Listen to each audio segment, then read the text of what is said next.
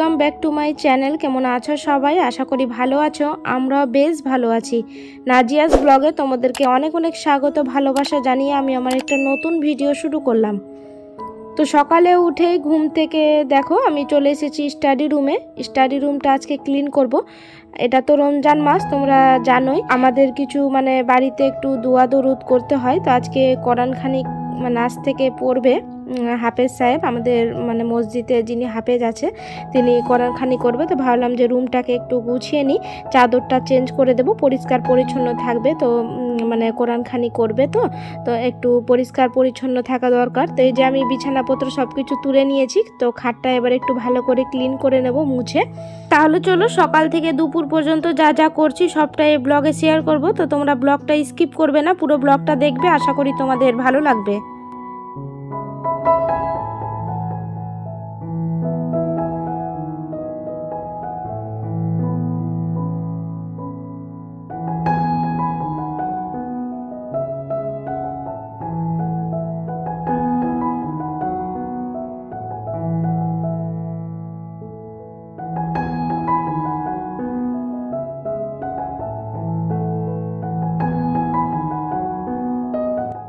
এখন বাজে ওই 9:30 মতো। তো সকালে উঠে ফ্রেশও হয়নি, ফ্রেশ হয়ে চলে এসেছি রুমে, রুমটা ক্লিন করার জন্য। আর আমার সাথে সাথে দেখো মেয়েও উঠে গেছে।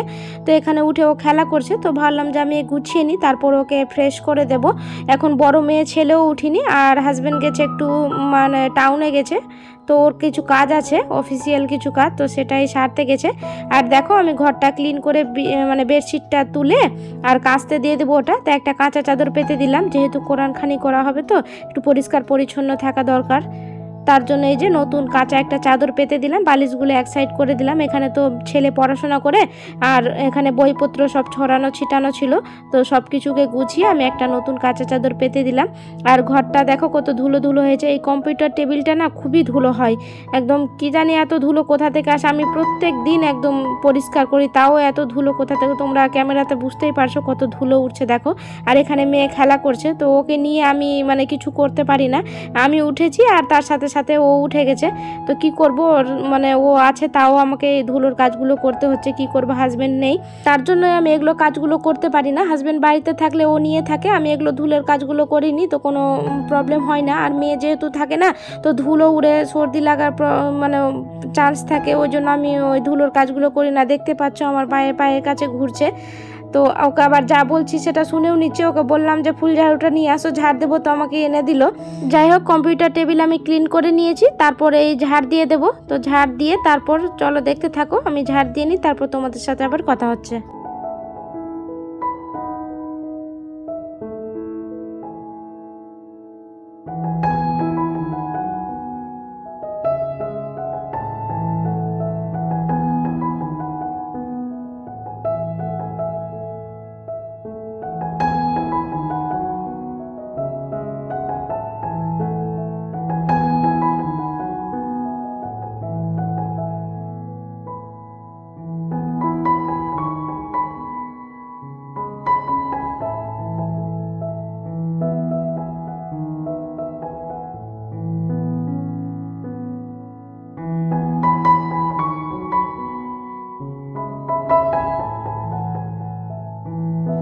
এই রুমটা তো ঝাড় দিয়ে নিলাম, দেখতেই পেলে তোমরা। তো চলো তোমাদেরকে একবার দেখিয়ে দিই ঘরটা, ঘুরিয়ে দেখায়। এখানে খাটে যে চাদর পেতে নিয়েছে, আর এই শোকেসটা দেখো এইভাবে গুছানো আছে। তো তোমাদেরকে জাস্ট একটু রুম ট্যুর ছোট্ট করে দিচ্ছি। এই যে এখানে একটা মডিউলার ওয়ার্ড্রোপ আছে, সেটা তো তোমরা আগের ব্লগে তোমরা দেখেইছো, তোমরা সবাই জানো, আগের ব্লগ যারা আমার দেখেছো। এখানে আছে কম্পিউটার টেবিল, তো সব কিছু মুছে নিয়েছি। আর এটা পিসিওটা ঢাকা রেখেছি, ধুলো পড়ে তো প্রচুর ধুলো পড়ে, কি বলবো, এই ধুলো থেকে অ্যালার্জি আমার এত আছে যে কি বলবো। তোমাদেরও এমন হয় কিনা কমেন্টে জানিও তো। আর এই যে আলমারিটা এখানে রাখা আছে, তো এইভাবে ঘরটাকে আমি গুছিয়ে রাখি। তাহলে চলো এবার ডাইনিংটা ঝাড় দেবো, ডাইনিংটা ঝাড় দিয়ে নিই। ঝাড় দেওয়ার পর ফ্রেশ হব। ফ্রেশ এখনও হয়নি, মেয়ে আর বড় মেয়ে আর ছেলে তো উঠিনি, ছোট মেয়েটা উঠেছে। তো ছোট মেয়েটাকে আমার যা নিয়ে গেল একটু মানে বাগানের দিকে গেল, তো ও বললো যে ওকে নিয়ে যাব, তো ওকে জুতো পরিয়ে দিলাম। ও আমার জায়ের সাথে গেল একটু ঘুরতে। এই ফাঁকে আমি ঝাড়টা দিয়ে নিজে ফ্রেশ হয়ে যাব, তারপর ও আসবে তো ওকে ফ্রেশ করব, তারপর আবার চা বসাতে হবে, চা খাবো। তো এই যে রান্নাঘরে চলে এলাম, রান্নাঘরটাও ঝাড় দিয়ে নেব। তাহলে চলো তোমরা দেখতে থাকো, আমি ডাইনিং পুরো ঝাড় দিয়ে তারপর তোমাদের সাথে আবার কথা হবে।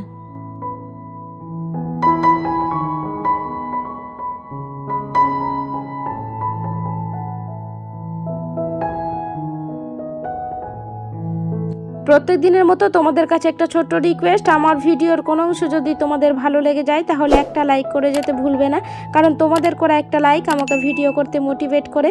আর আমার এইরকম ভিডিও পেতে হলে আমার চ্যানেলটি সাবস্ক্রাইব করেও রাখতে পারো।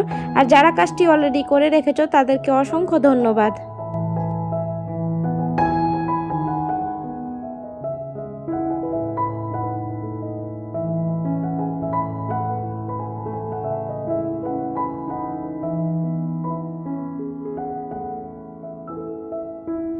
আর এই তো পুরো বাড়ি ঝাড় দেওয়া আমার কমপ্লিট। তারপর সবজিওয়ালা এসেছিল, তো কিছু সবজি নিলাম।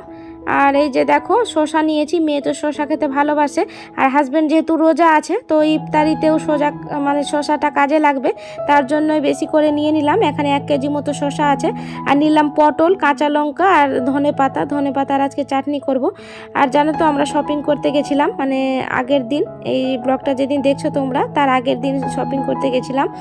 তো এখানে মানে কিছু কেনাকাটা করেছি, তো অফার ছিল। তো মানে অফারটা খুব ভালোই ছিল দেখলাম, মানে 4000 টাকার উপরে কেনাকাটা করলে মানে এই হান্ডি সেটটা পাবো, 2টো হান্ডি সেট মানে গিফট দেবে। তো 2টো পেয়েছি, একটা আমি বের করে নিয়েছি, তো তোমাদেরকে দেখাবো কোনো সময়। আর এই বোতলগুলোও নিয়েছি ওই শপিং মলে। তো এই বোতলগুলো 150 টাকা নিয়েছে, 6টার দাম। তো 2টো বের করেছি আর 4টে রেখে দিয়েছি, তুলে রাখলাম, মানে 2টোতে আমাদের হয়ে যাবে, একসাথে অতটা আর বের করিনি। আর মেয়ে যে খেলনা নিয়েছে এটা ডক্টর সেট, ও নিল, এটা 150 টাকা নিল। তো এই নিয়ে মেয়ে খেলা করছে এখন। তো মেয়েও উঠে গেছে, ওকে ফ্রেশ করে দেবো, ওকেও ব্রাশ করায়নি এখন। তো ও উঠে যে নতুন খেলনা পেয়েছে, তো ঘুম থেকে উঠে আগে ও খেলতে বসেছে। আমরাও ছোটোবেলায় ঠিক এইভাবে করতাম, নতুন কোনো জিনিস পেলে আমরা সেটা নিয়ে আগে মানে রাতে ঘুমাতামও সেটা নিয়ে, সকালে উঠে ওটাই আমরা খুঁজতাম আর কি খেলার জন্য। তো যাই হোক, এই যে রান্নাঘরে চলে এসেছি, তো রান্নাঘরে চা বসিয়ে দিয়েছি আর ছেলেকে পাঠিয়েছি দোকানে বিস্কিট আনার জন্য। তো ছোট মেয়েটা ওর পেছন পেছন গেছে। তাহলে চলো মেয়েটাকে নিয়ে আসো, বাইরে আছে, না হলে আবার গ্রিলের বাইরে চলে গেলে আবার গাড়ি চলছে অনেক, তো ক্ষয়ক্ষতি হয়ে যেতে পারে, তার জন্য ওকে নিয়ে আসবো। আর এই যে বড় মেয়েকে বললাম যে ওকে নিয়ে আসো, তো গেছে আনতে, তো কোনো মতেই আসবে না, কি বলবো, মানে দাদা বাইরে গেছে তো ও বাইরে থাকবে। আর ও মানে ওর পিছন পেছন গেছে, তো ওকে তো নিয়ে যায়নি, গ্রিলটা লাগিয়ে গেছে আমার বড় ছেলে। আর ও কি করেছে, ওই যে আমার ফুল বাগান যে আছে বাইরে, তো সেখানে ও বসে মাটিতে খেলা করছে। তো এই যে আমি ওকে যাচ্ছি নিয়ে আসতে, বড় মেয়েটা গেছে আনতে, তো ওর কথা তো কোনো মতেই শুনে না।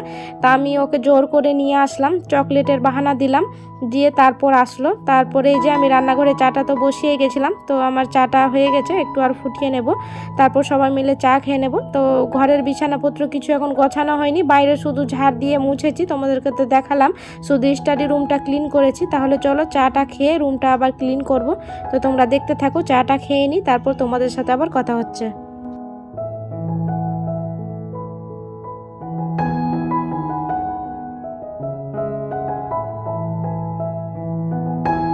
চা খেয়ে চলে এসেছিলাম রুমে, রুমটা এসে যে গুছালাম, মানে সকালে উঠে যদি রুম গুছানো না হয় তাহলে ঘর বাড়ি সব এলোমেলো লাগে, মানে বেডশিটটা যদি মানে টান টান করে না গুছাই তাহলে মানে মনের মধ্যে একটা মানে হয় যে কতক্ষণে কাজটা করব আমি। তো এই যে দেখো রুমটা আমি গুছিয়ে নিয়েছি, শুধু ঝাড়টা দেবো। তার আগে ভাবলাম যে কাপড়টা মেশিন থেকে বের করে নিই, আগের রাতে কেচেছিলাম, তো এই যে এই বাস্কেটে রাখলাম। আর বাস্কেটে আগে মানে কাচতে দেবো, যেগুলো মানে চাদর যেটা তুললাম স্টাডি রুমের সেটা কাচতে দেবো। তো ভাবলাম যে আর কিছুটা জামা হবে, তারপর মেশিনটা অন করব। তো এগুলো আগের রাতে কাঁচা ছিল, তো সেগুলো শুকোতে দেবো। তাহলে চলো শুকোতে দিয়ে আসি আমি, তারপর তোমাদের সাথে আবার কথা হবে।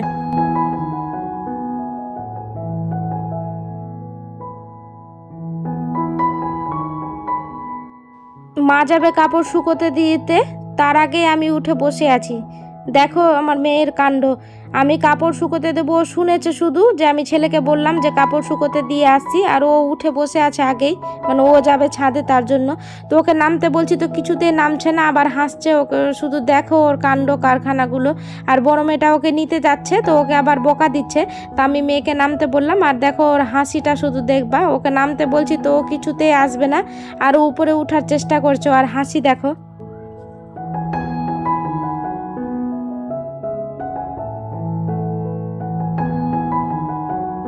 তারপর কাপড় শুকোতে দিয়ে আমি চলে এসেছি নিচে। তারপর হাজব্যান্ড দেখলাম যে মাছ নিয়েছে, বাবা বলল যে মাছ নিয়েছে, আমারই মানে মনে ছিল না।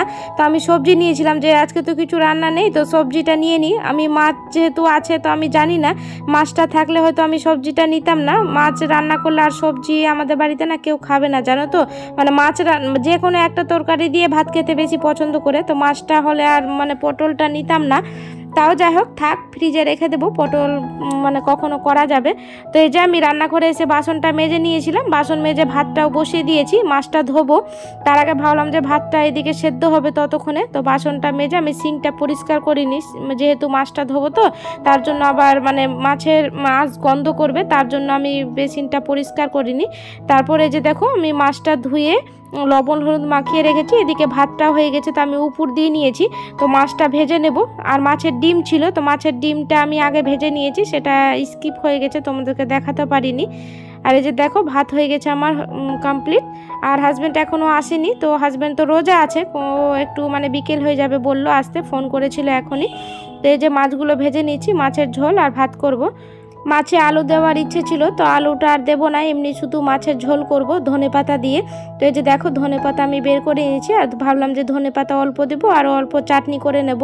তো ধনেপাতার চাটনি করার জন্য আমি এখানে মিক্সার গ্রাইন্ডারে ধনেপাতাগুলো বেছে নিতে হবে আগে, কারণ ডাঁটাগুলো আছে। তো চলো আমি ডাঁটাগুলো বেছে নিই। আর এদিকে আমি মশলা করেও নিয়ে চলে এসেছি মাছের জন্য, আদা রসুন আর পেঁয়াজ বাটা এখানে করেছি, আর ধনে গুঁড়ো জিরে গুঁড়ো তো আমার আছে, তো সেগুলো মাছে দেওয়া যাবে। তো এই যে দেখো ধনেপাতা চাটনির জন্য মিক্সার গ্রাইন্ডারে আমি ধনেপাতাগুলো বেছে ধুয়ে ভালো করে রেখে আর একটা মতো কাঁচা লঙ্কা দিলাম, আর এই যে 5-4 কোয়া রসুন দেব। রসুন দিয়ে আর অল্পখানি লবণ দিয়ে তারপর এটাকে গ্রাইন্ড করে নেব, মানে পেস্ট করে এনে তারপর ওতে আবার লবণ দেওয়া যাবে। আর এর মধ্যে না মানে লেবু দিলে ভালো হতো, তো লেবুটা আমার শেষ হয়ে গেছে, আমি সবজিওয়ালার কাছে নিতেও ভুলে গেছি। আর আমি ভাবলাম যে আমাদের ছাদে ফুলের টবে আছে, মানে লেবুর গাছে যে লেবু আছে, তো দেখলাম যে নাই, তো কি আর করা যাবে, এমনি খেতে হবে, কিন্তু লেবু দিলে না একটু ভালো হয় টেস্টটা। আর এদিকে দেখো মাছের ডিমটাও ভাজা হয়ে গেছে, তো ছেলেকে আর মেয়েকে দিলাম খেতে, আর অল্পখানি আছে এটা ওর বাবার জন্য রাখবো, ও রাতে খাবে। তারপরে যে আমার রান্না বান্না কমপ্লিট হয়ে গেছে, তাহলে চলো দেখিয়ে দিই তোমাদের কি রান্না করলাম। তো এখানে আছে ভাত, আর এই যে এখানে মানে ধনেপাতা চাটনি, এটা লেবু দিলে আরও খুব সুন্দর লাগতো, তো এমনিই ভালো লাগছিল। আর এখানে মাছের ডিম আছে, আর মাছ অল্পখানি করলাম, কিছুটা রাখলাম রাতে করব, যেহেতু ওর বাবা রোজা আছে, তো রাতে আবার রান্না করব গরম গরম। আর এখানে এই যে দেখো মাছের ঝোল হয়ে গেছে, এখানে বাবাকে খেতে দেবো, এখন বাজে ওই 1:30টার মতো। আমার বাবা হাই প্রেসারের রুগী, উনি রোজা রাখেন না, ওকে আমরা রোজা থাকতে দিই না, ওর শরীরটা খুব একটা ভালো নেই, তার জন্য ওকে রোজা থাকতে দেই না। তো তাহলে চলো ওকে খেতে দিয়ে দিই, আমরাও খেয়ে নেব, সব পরিষ্কার হয়ে গেছে। তো ব্লগটা তোমাদের কেমন লাগলো অবশ্যই কমেন্টে জানিও, যদি ভালো লেগে যায় তাহলে লাইক কমেন্ট শেয়ার করিও। তো আজকের মতো এইটুকুই, দেখা হবে নতুন এক ব্লগের সাথে, ততক্ষণের জন্য সবাই ভালো থাকবে, সুস্থ থাকবে, টাটা।